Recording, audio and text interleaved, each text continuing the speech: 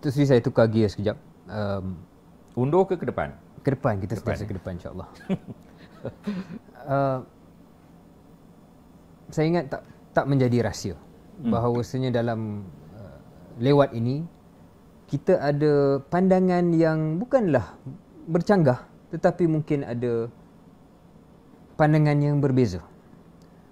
Saya nak mengajak Datuk Seri untuk kita juga menerima hakikat bahawa contoh dalam segmen Cepu Mas ni ada orang kata perkara ni akan membuka pekung. Bagi saya tidak, kerana tujuan kita nak mengharmonikan, ya, bukan nak berpecahkan. Sudah tentu tidak.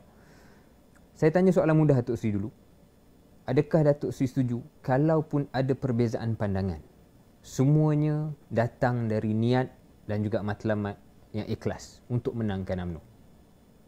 Ya, kita ada beberapa perbezaan pandangan. Ada yang dasar, ada yang cabang. Kalau dasar itu perlu diputuskan oleh pimpinan MKT. Contoh, kita berbeza pandangan. Sama ada nak pilihan raya tahun ini, sama ada nak pilihan raya bulan 3, sama ada pilihan raya nak bulan 6, sama ada nak 3 habis penggal. Itu perbezaan-perbezaan pandangan. Pada saya, pandangan saya lagi awal pilihan raya umum ni lagi bagus. Kenapa? Sebab kerajaan ini kerajaan yang paling tidak stabil dalam dunia. Betul ke fakta saya itu? Dunia saya tak tahulah, tapi dalam sejarah kita, sejarah Malaysia, saya boleh menyatakan majoriti paling tipis. Kerajaan Malaysia ini ialah kerajaan yang paling tidak stabil dalam dunia pada saat dan ketika ini. Itu boleh jadi tajuk besar tu. Tajuk besar semua akhbar apabila mereka melihat dan menonton rancangan ini. Jadi jadikanlah dia tajuk utama. Tidak menjadi hal dalam semua surat khabar, ya, bahawa kerajaan PN ini adalah kerajaan yang paling tipis dan paling tidak stabil dalam dunia. Jadi kalau kita tidak mahu menstabilkannya, maka sukarlah kerajaan ini untuk bergerak. 113, 109. Mana ada stabil? Sekarang ni 112, 108. Sebelah sana ada seorang meninggal dunia, sebelah kita ada seorang meninggal dunia. Jadi 112, 108. Kemudian ada yang sakit perut di sana dan sini, maka 112 itu akan jadi tinggal berapa, ya? Bayangkan. 112 ini adalah angka paling akhir untuk memerintah Malaysia, Saudara Syahril. Malaysia ni ada 222 parlimen. Separuh daripadanya ialah 111. Nak merintah Malaysia ialah 112. Sekarang ini, pada saat dan ketika ini, betul-betul kerajaan ini betul-betul di atas angka 112. Kalau ada seorang tak nak datang ketika pengundian bajet, tinggal 111. Lepas tu kalau ada seorang dua lagi sakit perut, seorang dua lagi kuarantin tak cukup, wah, tadi dalam Dewan Rakyat dipersoalkan Keningau yang tidak cukup hari kuarantin dan disuruh keluar. Ya. Dia timbalan menteri, dia presiden parti.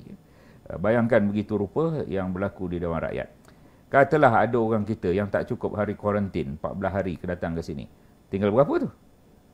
Jadi bayangkan betapa tipisnya majoriti kerajaan. Cara untuk mengatasinya tidak ada cara lain kecuali bubar parlimen, bubar dewan, kita pilihan raya semula.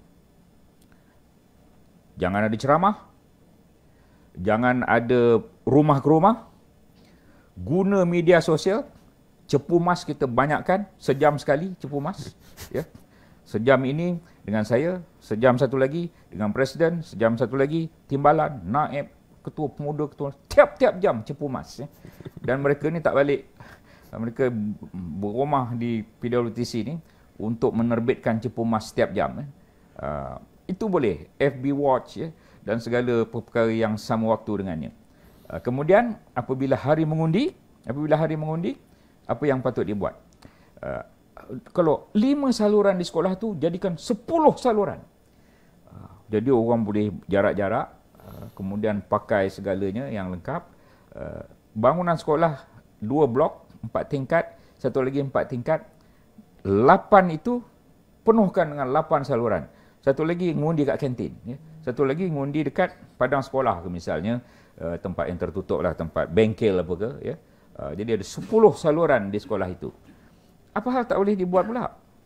Ada beberapa puluh negara buat PRU masa COVID. Kenapa kita tidak boleh buat kalau ada SOP yang ketat? Jangan ada pergi rumah ke rumah, jangan ada walau satu ceramah pun dibenarkan. Baik, itu Sri. Kalau Clear. kalau calon itu ceramah di tempat terbuka, batalkan pencalonannya. Jangan buat kat Pontian, bahaya. Pontian jangan.